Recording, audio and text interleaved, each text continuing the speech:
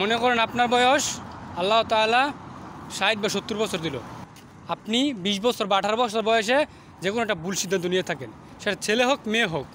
মনে করেন এই বিশাল একটা ডালু, এই ডালুর মধ্যে প্রায় কতক্ষণ ১ মিনিট কষ্ট করতে হয়।